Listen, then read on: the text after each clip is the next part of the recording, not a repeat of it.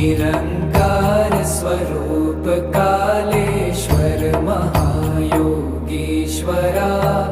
Dayanidhi दानीश्वर Jai Jatadhar भयंकरा।